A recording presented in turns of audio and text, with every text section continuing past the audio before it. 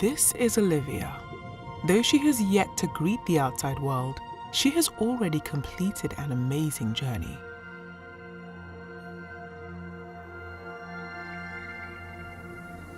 This is the moment that life begins. A new human being has come into existence. At fertilization, her gender, ethnicity, hair color, eye color, and countless traits are already determined. She begins to implant in the uterus about 1 week after fertilization. Her cells organize into what we call an embryo. At 3 weeks and 1 day, just 22 days after fertilization, Olivia's heartbeat can be detected.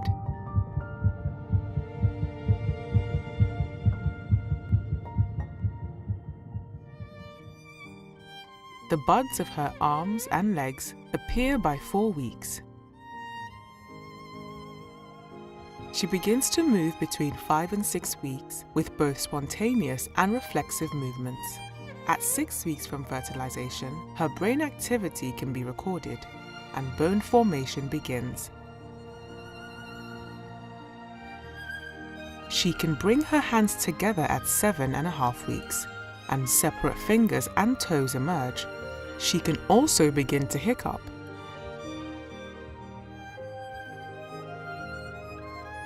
At the beginning of the 9th week, Olivia will have grown from a single cell into nearly 1 billion cells, and she is now called a fetus. She will suck her thumb and swallow, grasp an object, touch her face, sigh and stretch. At 11 weeks, she is playing in the womb, moving her body and exploring her environment. Her taste bud cells have matured by week 12 but are still scattered throughout her mouth. Her mother will first sense Olivia's movements between 14 and 18 weeks, an event called quickening. Beginning at 18 weeks, ultrasounds show speaking movements in her voice box.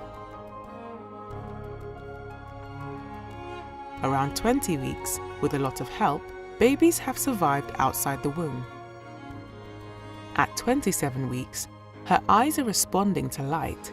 She can recognize her parents' voices and will even recognize lullabies and stories. Olivia has gone on an amazing journey during these last 9 months. She will soon signal to her mother that it is time for delivery and greet the outside world.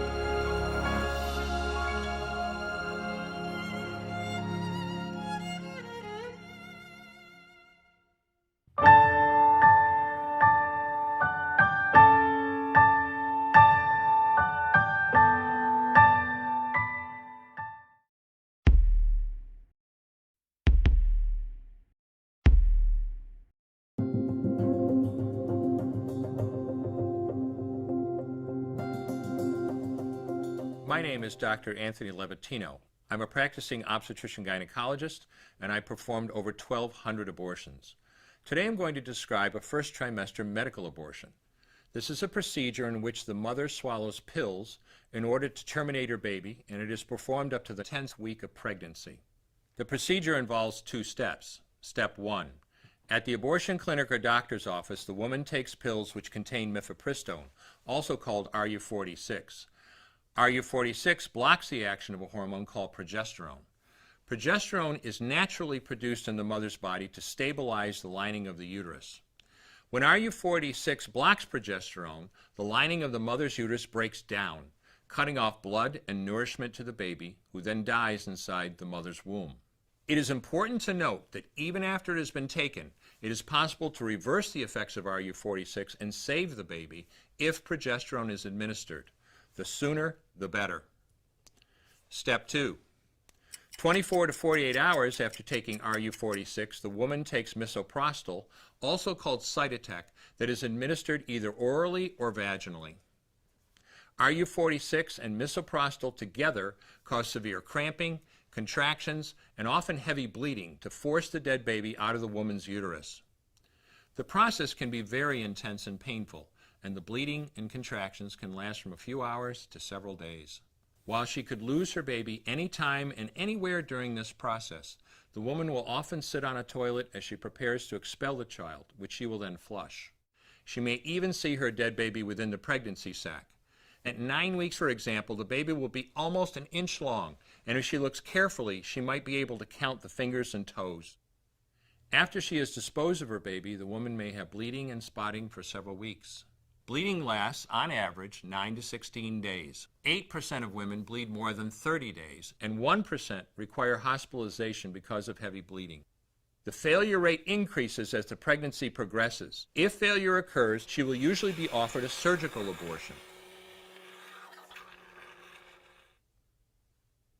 For the mother, medical abortion often causes abdominal pain, nausea, vomiting, diarrhea, headache, and heavy bleeding. Maternal deaths have occurred, most frequently due to infection and undiagnosed ectopic pregnancy.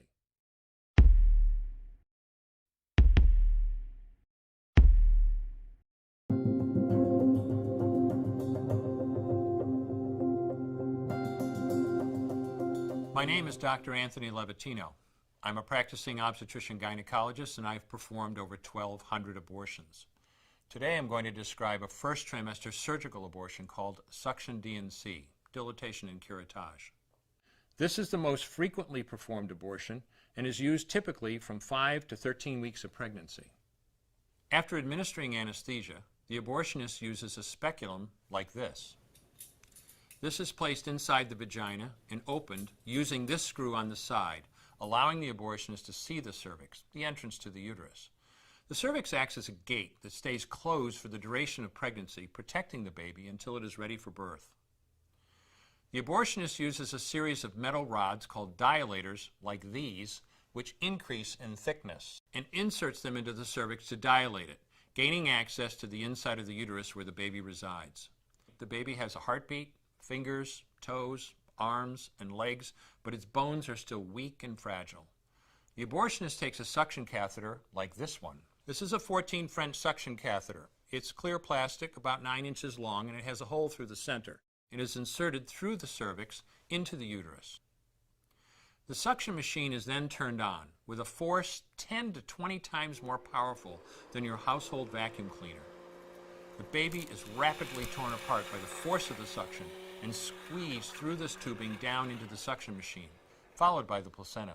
Though the uterus is mostly emptied at this point, one of the risks of a suction D&C is incomplete abortion, essentially pieces of the baby or placenta left behind. This can lead to infection or bleeding. In an attempt to prevent this, the abortionist uses a curette to scrape a lining of the uterus. The curette is basically a long-handled curved blade. Once the uterus is empty, the speculum is removed and the abortion is complete. The risks of suction D&C include perforation or laceration of the uterus or cervix, potentially damaging intestine, bladder, and nearby blood vessels, hemorrhage, infection, and in rare instances, even death. Future pregnancies are also at a greater risk for loss or premature delivery due to abortion-related trauma and injury to the cervix.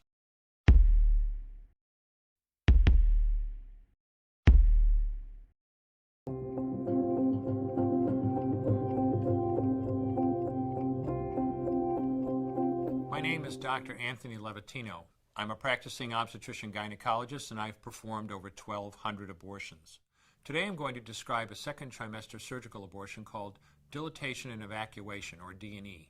A D&E is performed between 13 and 24 weeks of pregnancy. After administering anesthesia, the abortionist uses a weighted speculum, like this one, that opens the vagina widely. Because second trimester babies are so large, this greater access facilitates a late-term abortion. Late-term abortion requires that the cervix be prepared 24 to 48 hours in advance with laminaria. Laminaria is a type of sterilized seaweed that absorbs water over 8 to 12 hours and swells to several times its original diameter. Once removed, metal dilators can be used to further open the cervix as needed. Once the cervix has been stretched open, the suction tube is placed inside. A baby at 20 weeks gestation is as big as the length of my hand, from head to rump, not counting the legs. The suction machine is turned on, and pale yellow amniotic fluid surrounding the baby is suctioned out through the catheters. With babies this big, they don't fit through catheters this size. The baby's bones and skull are too strong to be torn apart by suction alone. This is a Sofer clamp. A Sofer clamp is made of stainless steel. It's about 13 inches long. The business end is about 2.5 inches long and a ½ inch wide, and there are rows of sharp teeth. This is a grasping instrument. When it gets a hold of something, it does not let go. The abortionist uses this clamp to grasp an arm or leg. Once he has a firm grip, the abortionist pulls hard in order to tear the limb from the baby's body. One by one, the rest of the limbs are removed, along with the intestines, the spine, and the heart and lungs. Usually the most difficult part of the procedure is extracting the baby's head, which is about the size of a large plum at 20 weeks. The head is grasped and crushed. The abortionist knows he has crushed the skull when a white substance comes out of the cervix. This was the baby's brains. The abortionist then removes skull pieces. He removes the placenta and any leftover parts of the baby with a curette, scraping the lining of the uterus for any remaining tissue. The abortionist then collects the baby parts and reassembles them to make sure that there are 2 arms, 2 legs, and all the pieces. Once all the parts have been accounted for, the abortion is complete. For the woman, this procedure carries a significant risk of major complications, including perforation or laceration of the uterus or cervix, with possible damage to the bowel, bladder, and other maternal organs. Infection and hemorrhage can also occur, which can even lead to death. Future pregnancies are also at greater risk for loss or premature delivery due to abortion-related trauma and injury to the cervix.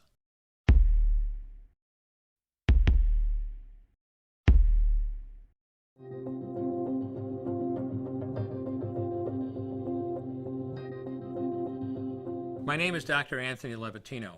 I'm a practicing obstetrician-gynecologist, and I've performed over 1,200 abortions. Today I'm going to describe a 3rd trimester induced abortion, which is performed at 25 weeks to term. At this point, the baby is almost fully developed and viable, meaning he or she could survive outside the womb if the mother were to go into labor prematurely. Because the baby is so large and developed, this procedure takes 3 or 4 days to complete. On day 1, the abortionist uses a large needle to inject a drug called digoxin. Digoxin is generally used to treat heart problems, but a high enough dosage of digoxin will cause fatal cardiac arrest. The abortionist inserts the needle with the digoxin through the woman's abdomen or through her vagina and into the baby, targeting either the head, torso, or heart. The baby will feel it. Babies at this stage feel pain. When the needle pierces the baby's body and the digoxin takes effect, the life of the baby will end. The abortionist then inserts multiple sticks of seaweed called laminaria into the woman's cervix. They will slowly open up the cervix for delivery of a stillborn baby. While the woman waits for the laminaria to dilate her cervix, she carries her dead baby inside of her for 2 to 3 days. On day 2, the abortionist replaces the laminaria and may perform a second ultrasound to ensure the baby is dead. If the child is still alive, he administers another lethal dose of digoxin. The woman then goes back to where she is staying while her cervix continues to dilate. If she goes into labor and is unable to make it to the clinic in time, she will give birth at home or in a hotel. In this case, she may be advised to deliver her baby into a bathroom toilet. The abortionist then comes to remove the baby and clean up. If she can make it to the clinic, she will do so during her severest contractions and deliver her dead son or daughter. If the baby does not come out whole, then the procedure becomes a D&E, a dilation and evacuation, and the abortionist uses clamps and forceps to dismember the baby, piece by piece. Once the placenta and all the body parts have been removed, the abortion is complete. Late-term abortions have a high risk of hemorrhage, lacerations, and uterine perforations, as well as a risk of maternal death. Future pregnancies are also at a greater risk for loss or premature delivery due to abortion-related trauma and injury to the cervix.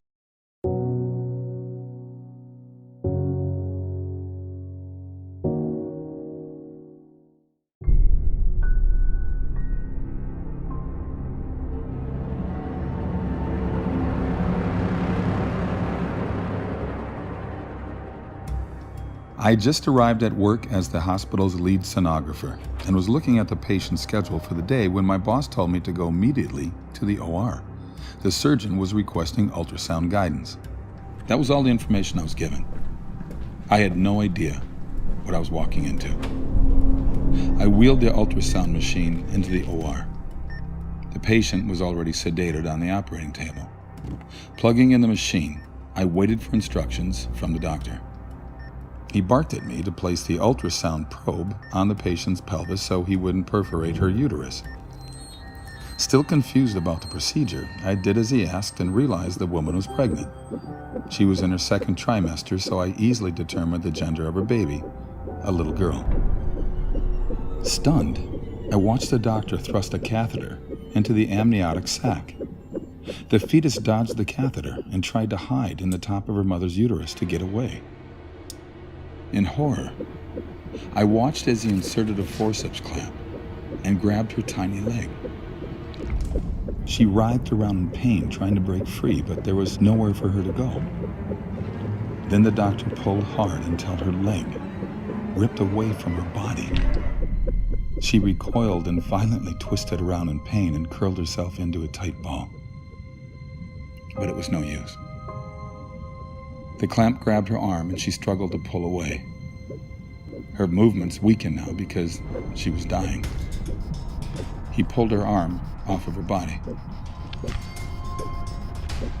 My vision blurred. My eyes filled with tears. The child again curled herself into a tight ball, but again, the device grabbed her other leg and it was ripped from her body. By now, her heartbeat had slowed significantly, but she was still alive. The clamp grabbed her last limb and ripped it off. She wiggled and squirmed around, and then her heart finally stopped beating. I announced that there was no more cardiac activity. The nurse and scrub tech in the room gasped, realizing for the first time that this was happening to a fetus that was still alive. The remaining body parts, the head and torso, were removed. Placenta was removed, and a final look with ultrasound revealed all products of conception were removed. I was told I could leave the room. Up until that moment, I had been frozen. I silently removed the ultrasound machine from the operating room, went directly to the locker room, and threw up. I quit my job at that hospital shortly after. I told my boss I would never again participate in that type of procedure. I was having nightmares and could not escape the memory of what I had witnessed. I would never again assist in the murder of a child. It was over 20 years ago, but it's just as vivid in my mind today as the day it happened. The saddest part is that this procedure is still happening today. People have no idea we are murdering babies in this way. They think it isn't a person, that it's just a mass of tissue. I'm so sorry for what happened to this little girl, for what I did to her. I'm sorry, sweetheart. I'm so sorry.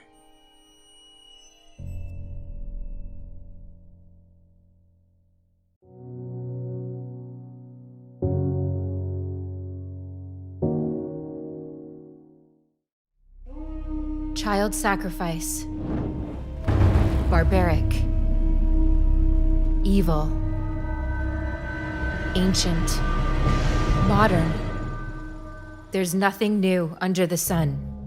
Throughout history, children have been sacrificed to a variety of deities in attempts to gain favor or blessings. Aztecs cut their children's hearts out to appease the gods of rain and war.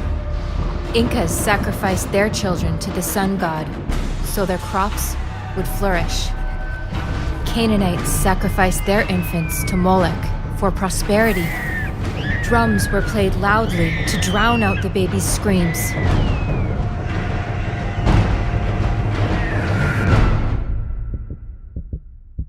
Child sacrifice never stopped, and we still don't hear their screams. There's nothing new under the sun. We sacrifice our children today, not for rain or war victories, but for freedom or convenience. We sacrifice to gain favor in the workplace, or for the blessings of money or fame. We sacrifice our babies on the altar of free sex. Child sacrifice is no longer a public event. It's done behind closed doors. Rather than a gory burning or bloody stabbing, it's become a neat, sterile, and clinical event. We don't throw our children into the fire or leave them to freeze to death. We starve our babies. We poison them. We rip off their arms and legs and crush their skulls. We call it choice. We call it empowerment. And our culture condones it. We celebrate it. We celebrate baby murder. We consider it vital to our existence. It's become a right. But nothing is different. There's nothing new under the sun. Innocent human beings are still being sacrificed for the selfish gains of those more powerful. Modern child sacrifice is thriving. We must end it. End abortion.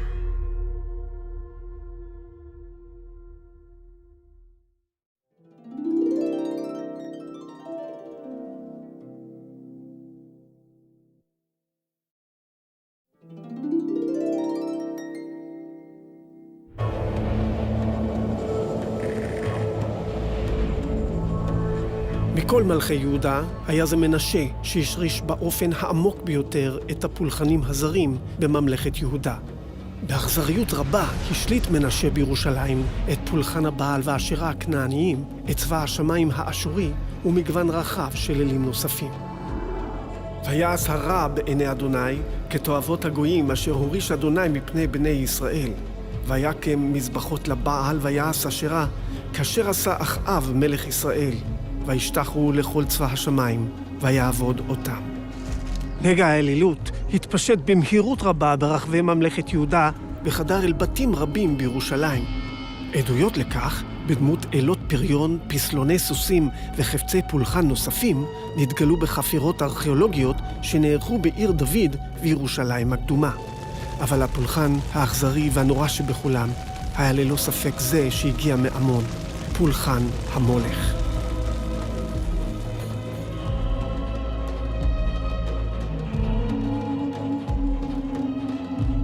אני נמצא בגבן הינום הגובל בירושלים הקדומה. כאן, במקום הפסטורלי הזה, התקיים טקס מחריד. הורים הביאו את ילדיהם הרכים לבמה שכהני המולך הקימו ממש במקום הזה. לקצב תופים רועשים, וככל הנראה בהשפעת משקאות משכרים, נסחפו המשתתפים לערפול חושים. צווחות הילדים הקטנים נבלעו לחלוטין ברעש והמולה שמסביב. ההורים ניגשו אל פסל המולך שהיה מלא בגחלים בוערות, והניחו את יקיריהם על ידיו הלוהטות. עדות מזעזעת לפולחן המולך נתגלתה במושבה הכנענית קרטגו שבצפון אפריקה.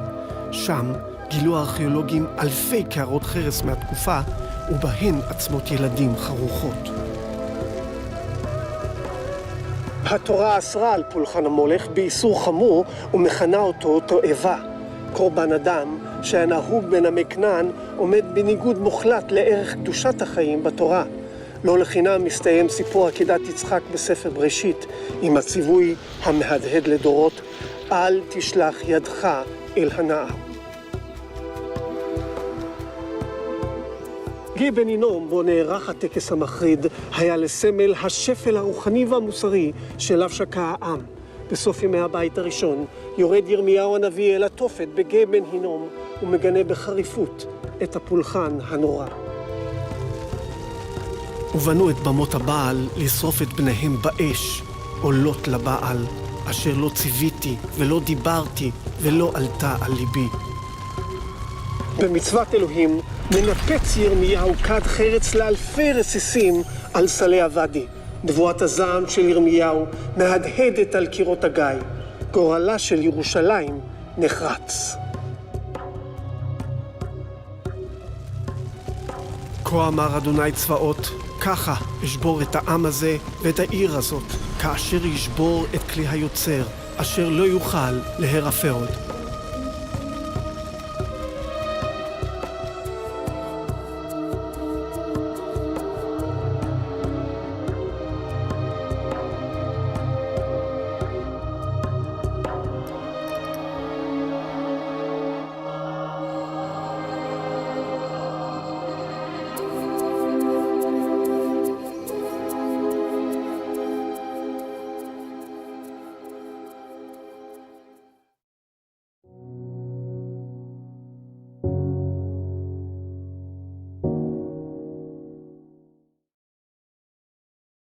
My name is Dr. Noreen Johnson. I'm a board-certified obstetrician gynecologist with 44 years of experience, and I've completed over 1,000 abortions. As I mentioned in the beginning, I used to perform abortions. At the time, I truly believed I was helping women. I initially stopped doing abortions to save my reputation. I was becoming known as a town abortionist, and I didn't want that. Later, however, I came to recognize the inherent value and dignity of all human life. That's when I truly saw the ugliness of abortion. Now I am a pro-life advocate. I am proof that anyone can change, no matter who they are or what they have done.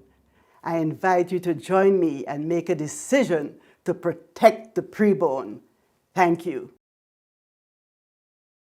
My name is Dr. Beverly McMillan. I'm a board-certified obstetrician gynecologist with 45 years of experience, and I've completed around 500 abortions. As I said at the beginning, I used to do abortion. In fact, I helped to open the first abortion clinic in the state of Mississippi in 1975.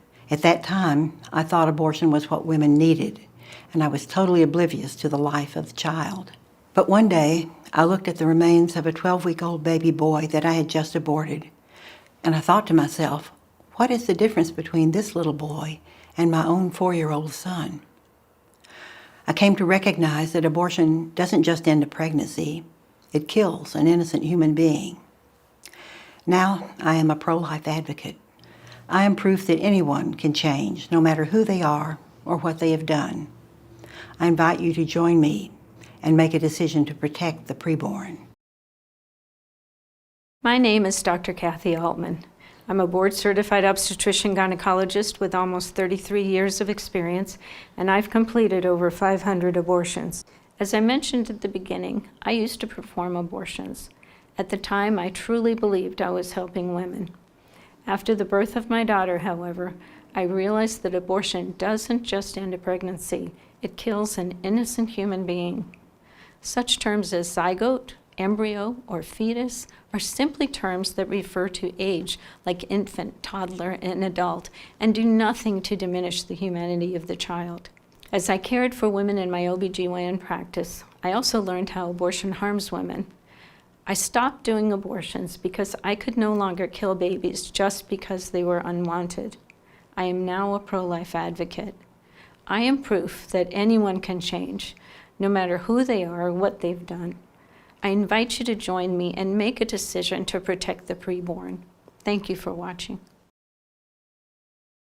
My name is Dr. Patty Giebink. I've been a board-certified obstetrician gynecologist for over 25 years, and I've completed thousands of abortions. As I mentioned at the beginning, I used to perform abortions. At the time, I truly believed I was helping women. Over time, however, I realized that abortion doesn't just end a pregnancy, it ends the life of an innocent, unique human being. As I cared for women in my OBGYN practice, I also learned how abortion harms women. I stopped doing abortions and I became a pro-life advocate. I am proof that anyone can change, no matter who they are or what they have done. I invite you to join me and make a decision to protect the preborn. Thank you for watching. My name is Dr. Anthony Levatino. I'm a practicing obstetrician gynecologist, and I performed over 1,200 abortions. And in the early part of my career as an OBGYN, I performed over 1,200 abortions. One day, after completing one of those abortions, I looked at the remains of a preborn child whose life I had ended, and all I could see was someone's son or daughter. I came to realize that killing a baby at any stage of pregnancy for any reason is wrong. I want you to know today, no matter where you're at or what you've done, you can change. Make a decision today to protect the preborn. Thank you for your time.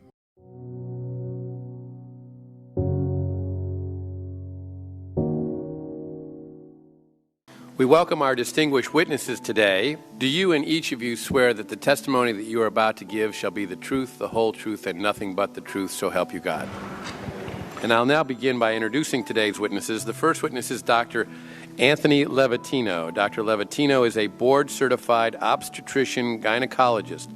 Over the course of his career, Dr. Levatino has practiced obstetrics and gynecology in both private and university settings, including as an associate professor of OB/GYN at the Albany Medical College. And Dr. Levatino, we'll begin with you. Welcome. Thank you, Chairman and members of the committee. I only have 5 minutes, so I'm going to get right to it. Second trimester D&E abortions performed between roughly 14 and 24 weeks of gestation. Your patient today is 17 years old. She's 22 weeks pregnant. Her baby is the length of your hand plus a couple of inches. And she's been feeling her baby kick for the last several weeks, but she's asleep on an operating room table. You walk into that operating room scrubbed and gowned, and after removing laminaria, you introduce a suction catheter into the uterus. This is a 14 French suction catheter. If she were 12 weeks pregnant or less, basically the width of your hand or smaller, you could basically do the entire procedure with this. But babies this big don't fit through catheters this size. After suctioning the amniotic fluid out from around the baby, you introduce an instrument called a Sofer clamp. It's about 13 inches long. It's made of stainless steel. The business end of this clamp is about 2.5 inches long and a ½ inch wide. There are rows of sharp teeth. This is a grasping instrument. When it gets a hold of something, it does not let go. A D&E procedure is a blind abortion, so picture yourself introducing this and grabbing anything you can blindly and pull, and I do mean hard, and out pops a leg about that big, which you put down on the table next to you. Reach in again, pull out an arm about the same length, which you put down on the table next to you. And use this instrument again and again to tear out the spine, the intestines, the heart and lungs. Head on the baby that size is about the size of a large plum. Can't see it, but you pretty good idea you've got it if you've got your instrument around something and your fingers are spread about as far as they go. You know you did it right if you crush down on the instrument and white material runs out of the cervix. That was the baby's brains. Then you could pull out skull pieces. And you have a day like I had a lot of times, sometimes a little face comes back and stares back at you. Congratulations, you just successfully performed a second trimester D&E abortion. You just affirmed her right to choose. One more question, Dr. Levatino. Why did you end your practice of doing abortions? I did over 1,200 abortions over a 4-year period in private practice, not counting the ones that I did during my training. I met my wife during my first year of training at Albany Medical Center. We got married about a year later and found that we had an infertility problem. After years of failed infertility treatment and several years trying to adopt a child, we were blessed with adopting a little girl that we named Heather in August of 1978. As sometimes happens in those situations, my wife got pregnant the very next month, and we had 2 children 10 months apart. 2 months short of my daughter Heather's 6th birthday, she was killed in an auto accident and literally died in her arms in the back of an ambulance. Anyone who has children might think they have some idea of what that feels like, but unless you've been through it yourself, you have no idea whatsoever. I know people find it hard to believe, but what do you do after disaster? You bury your child and then you go back to your life. And I don't remember exactly how long it was after my daughter died that I showed up at Albany Medical Center OR number 9 to perform my first second trimester D&E abortion. I wasn't thinking of it as anything special. This was routine to me. But I reached in, literally pulled out an arm or leg and got sick. You know, earlier on I described stacking up body parts on the side of the table. It's not to, gross people out, to use a simple term. When you do an abortion, you need to keep inventory. You have to make sure you get 2 arms and 2 legs and all the pieces. If you don't, your patient's going to come back infected, bleeding, or dead. So I soldiered on and finished that abortion. And I know it sounds, as I said, hard for people to believe, but I'm telling you straight up my experience. You know, after over 1,200 abortions, first and second trimester up to 24 weeks and all the rest of it, and being very dedicated to it, for the first time in my life, I really looked. I really looked at that pile of body parts on the side of the table. And I didn't see her wonderful right to choose, and I didn't see all the money I just made. All I could see was somebody's son or daughter. And I stopped doing late-term abortions after that, and several months later stopped doing all abortions. Thank you.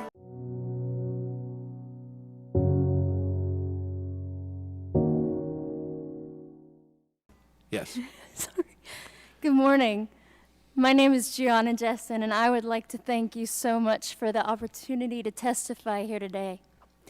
My biological mother was 7.5 months pregnant when she went to a Planned Parenthood and was advised, and they advised her to have a late-term saline abortion.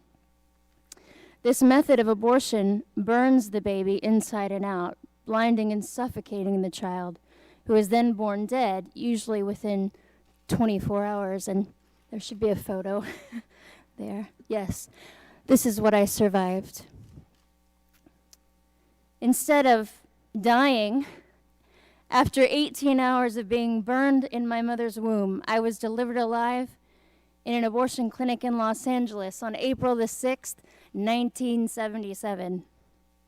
You can see a photo as well of my medical records. My medical records state, born alive during saline abortion, 6 a.m. Ha! Victory. Thankfully, the abortionist was not at work yet. Had he been there, he would have ended my life with strangulation, suffocation, or leaving me there to die. Instead, a nurse called an ambulance, and I was rushed to a hospital. Doctors did not expect me to live. I did. I was later diagnosed with cerebral palsy, which was caused by a lack of oxygen to my brain while surviving an abortion. I was never supposed to hold up my head or walk. I do. And cerebral palsy, ladies and gentlemen, is a tremendous gift to me. I was eventually placed in foster care and later adopted. And hear me clearly, I forgive my biological mother. Within the first year after my birth, I was used as an expert witness in a case where an abortionist had been caught strangling a child to death after being born alive. Margaret Sanger, the founder of Planned Parenthood, said the following: "The most merciful thing that a large family does to one of its infant members is to kill it." Planned Parenthood is not ashamed of what they have done or continue to do, but we will have to give an account as a nation before God for our apathy and for the murder of over 50 million children in the womb. Every time we falter in courage as individuals and fail to confront this evil, I wonder how many lives have been lost in our silence while we make sure we are lauded among men and that we don't offend anyone. How many children have died and been dismembered and their parts sold for our ego, our convenience, and our promiscuity?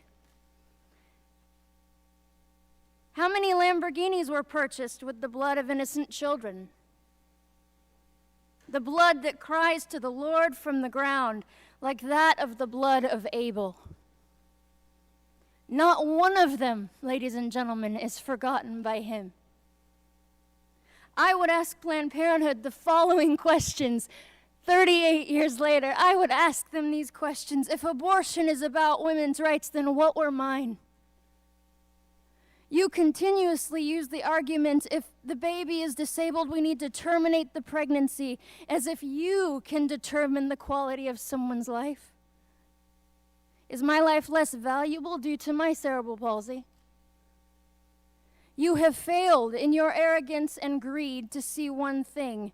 It is often from the weakest among us that we learn wisdom. Something sorely lacking in our nation today, and it is both our folly and our shame that blinds us to the beauty of adversity. Planned Parenthood uses deception, the manipulation of language, and slogans such as a woman's right to choose to achieve their monetary aims. I will illustrate how well they employ this technique with the following quote. The receptivity of the masses is very limited. Their intelligence is small, but their power of forgetting is enormous. In consequence of these facts, all effective propaganda must be limited to a very few points and must harp on these in slogans until the last member of the public understands what you want him to understand by your slogan. Adolf Hitler. We often hear that if Planned Parenthood were to be defunded, there would be a health crisis among women without the services they provide. This is absolutely false. Pregnancy resource centers are located nationwide as an option for the woman in crisis. All of their services are free and confidential. They can be reached by texting helpline to 313131. There is access to vital exams for women other than Planned Parenthood. We are not a nation without options. Planned Parenthood receives $500 million of taxpayer money a year to primarily destroy and dismember babies. Do not tell me these are not children. A heartbeat proves that. So does 40 ultrasounds, so do I. And so does the fact that they are selling human organs for profit. Do not tell me this is only a women's issue. It takes both a man and a woman to create a child. And to that point, I wish to speak to the men listening to me. You are made for greatness. You were born to defend women and children, not to use and abandon us, nor sit idly by while you know we are being harmed, and I am asking you to be brave. In conclusion, let me say, I am alive because of the power of Jesus Christ alone, in whom I live, move, and have my being. Without him, I would have nothing, and with him, I have all. Thank you.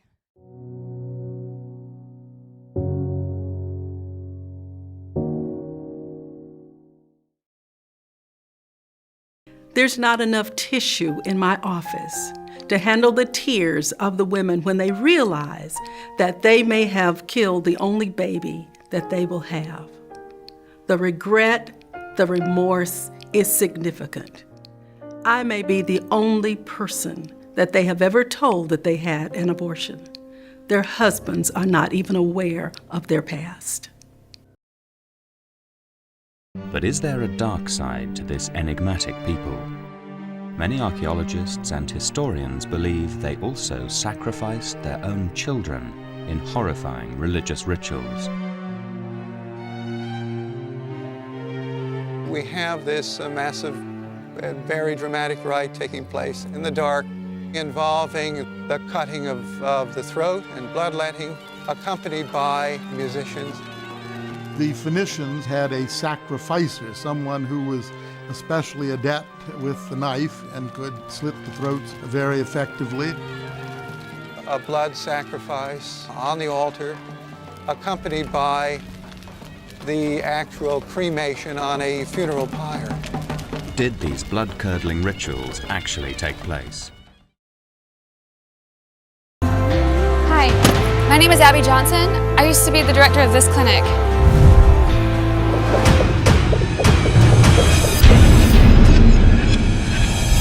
Congratulations. You've managed to make an enemy of one of the most powerful organizations on the planet. You know, we could take care of that for you if you'd like. Unplanned. I love the simplicity of the gospel message. Your debt has been paid, you're free. That's the good news. Your debt has been paid by Jesus Christ in full, who went to the cross, whose blood was shed in your stead. The A is for admit. Admit that you're a sinner in need of a Savior. The Bible says all have sinned and fallen short of the glory of God. There is none righteous, no, not one, save one, Jesus Christ. The B is for believe. Believe in your heart that Jesus Christ was crucified, buried, rose again from the dead, that Jesus is Lord. And then the C, after believing in the heart, is confessing with your mouth, calling upon the name of the Lord. Romans 10:13 says, all who call upon the name of the Lord will be saved.